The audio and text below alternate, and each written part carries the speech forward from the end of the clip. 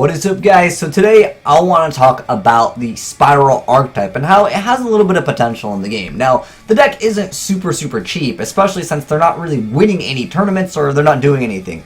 Now, they are a new archetype that's only in the TCG as of right now. Obviously, that's going to change later down the line, but for right now, they're an exclusive archetype, and usually when they are exclusive, they're kind of good. I mean, if they weren't going to be good, then that would be really unfortunate to be like, oh, only TCG has this, but don't play them because there's no point anyways. But they're looking to be pretty decent. As some of you guys know, for a while, a lot of different archetypes will have some like exclusive card that makes them. And I don't really like exclusive cards, but they exist nonetheless. But at the end of the day, they are a level 1 deck that can spam the board pretty hard with machine dupe. There's a lot of decent rank 1s, and I think a lot of people just don't remember the rank 1s in the game. But you can see like what he's able to do. He's able to absorb a card, he's able to bust out the number 31, and then, well, he had the cane enabled, but he's like, yo, dude, I'll just go make Utopia Kaiser, that YCS prize card. But look at this board, alright? Like, did you guys expect Spyrals to be able to throw out a board like this? He's got the Raid Raptor Ultimate Falcon. He's got, well, these have their effects negated, but there's 2 3k beaters, and then he also has the Utopia Kaiser, which essentially protects itself. So there's a lot of stuff. Then he's going to make Photon Dragon over here, be able to get rid of the card. You can see the deck looks pretty cool. I mean, like, where's the Spyrals? They're not even here, because maybe you can use them as a toolbox deck to bring out other things. Now, I'm going to go ahead and just play some replays just for you guys, and again, you guys can let me know how you guys feel about this Spyral archetype. Again, I feel like right now it's not the best deck. Like, it's not like a deck where like, okay, this is the best deck. You know, it's not an ABC kind of a deck. Now, even though this guy doesn't throw up a first turn Cyber Dragon Infinity, he still has a Solemn Strike, which essentially can, you know, you can argue it's like the same thing. But again, it's just that one extra negation that you have. Like, the ideal play is CDI plus an ABC Dragon, but he's able to go ahead and make Utopia Roots, then he's going to go ahead and rank up and go into Hope Zexal. Hope Zexal pretty much says, you know, well, if you don't get rid of this, like, you know, got a Kaiju or something, you're not going to do too much this turn anyways. So he goes ahead and just quits. His opponent quits because, yeah, that's a pretty good card. But nonetheless, the deck, it has a little bit of potential. Like I said, sometimes some of these decks, they're really cheap. Like right now, it's not the most expensive thing like I mentioned before, but it's not cheap right now either. Well, that's awesome. The error occurred. Okay, well, that didn't happen yesterday when I was looking at these, but, you know, it happens. But nonetheless, sometimes, oh, by the way, a lot of you guys ask me sometimes, why do these replays error out? It's because they update a card's text or a card picture, and that can actually cause the replay to not work. The whole picture thing is usually, it'll say like missing image, but nonetheless, there's still a decent amount of good rank 1 monsters in the game. We don't really talk about those, but oh, that D-draw, oh, that's gotta hurt to lose double D-draw in the D-hero deck like that. But Princess Sprite is a pretty decent card, so you attach one material from this card and you activate the top card of your deck, and if it's a spell trap, you get to add it to your hand, so it could be potentially +1.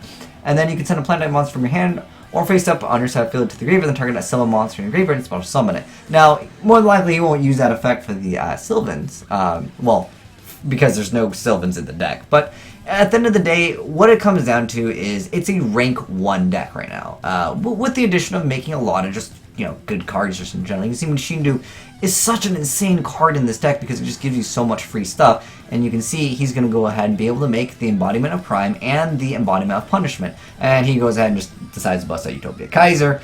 And going for that Twin Twister late there. But you can see, like, the deck, even though this card makes it so your opponent only takes half the damage, you can still almost finish them off. Sometimes you can finish them off. Now, he has the Destiny Hero Defender over here, but unfortunately, not going to be doing him any good. And he's just going to have to call it good games. But, you know, Blue Eyes is looking to be one of the more meta decks. And I know the ABC guy didn't open up CDI plus the warning. Had he done that, yeah, he would have won. But that's just how that deck is.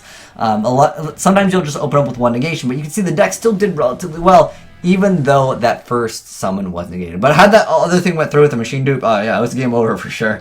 He would have definitely ruined his opponent over here. But man, all these cards in HD look really nice. I'll be updating you guys in this because a lot of you guys were like, how do you get your cards to look HD? Basically, you replaced every single image file with an HD version, and like it looks so clean. Like, I love it. It looks really nice. But nonetheless, yeah, look at this field though. He's got a Chaos Max. He's got the Galaxy Eyes, but, you know, 1000 Eyes Restrict to sell 1000 Eyes Restrict. That card is still a really good card. And Blue Eyes doesn't really do too much to protect itself. It's basically, I've got big beaters. That's all the deck really does. But look at this board right here. He has the embodiment of punishment and the crime, and I don't think the Blue Eyes player knew what these cards were, because he's like, oh, whatever, what are these cards? Just attack into it. So the Blue Eyes player definitely never, well, at least I don't think he's ever seen these cards before, which is fair to say, because no one really played them. I thought they were really cool. This is the Cain and Abel in the OCG, but the guy's just like, dude, I quit. I'm done with you.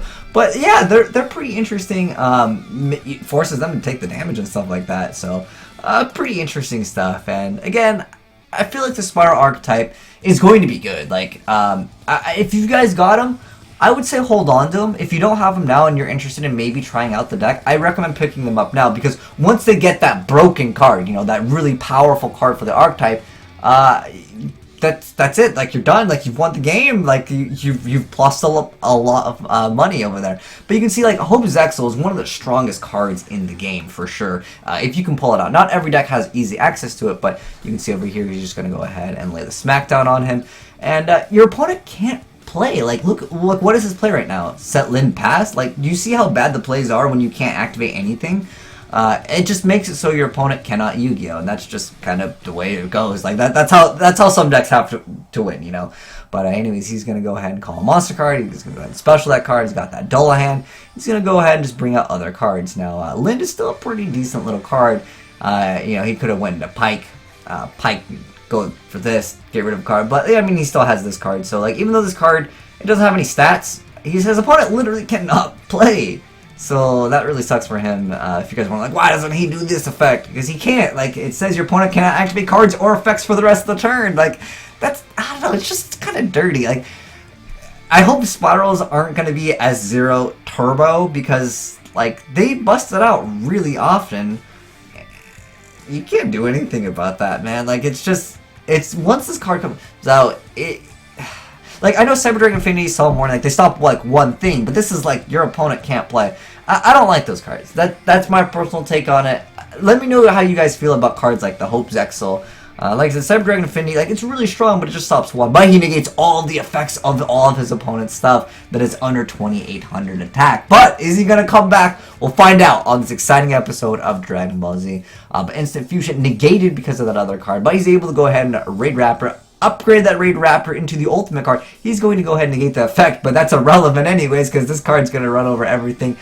And man, the Abysphere in HD, man, it looks so freaking good. But nonetheless, he goes ahead and just like, dude, I'm destroying everything. And the guy has a Diva, but at the end of the day, some decks don't have an out to Ultimate Falcon. It's just too nasty of a card. Because of the Tatsunoko Coral Dragon activated, he's going to go ahead and attempt to get rid of it.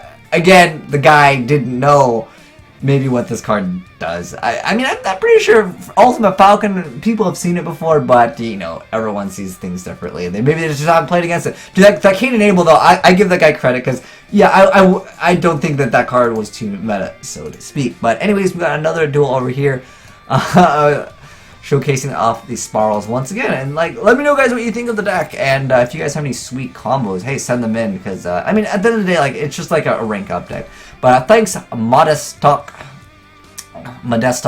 for sending in these replays, because you're really showing off the Spyral archetype as of right now. Like, you're making them look like they're pretty good. I think all it comes down to is machine dupe. Yo, who got those ultimate rare machine dupes? Because I think those might be worth some money. I think they already probably are. How much is machine dupe ultimate rare? It's probably pretty pricey already, but yeah, anyways, just making it, you know, those rank ones. And Dullahan's still a pretty good rank one. I mean, if you guys haven't seen, well, it's cool. We don't get to see the card. Once per turn, it's during the player's turn, you can have something's attack until the end phase, and it's a decent monster. It's got 1,200 attack. It counts itself. But look what he's able to make. He makes the Hope Zexal, and you know, his opponent's like, oh man, I can't Yu-Gi-Oh. But anyways, I'll actually get the deck. Well, we can let's briefly talk about the deck. I'll give you guys the deck profile.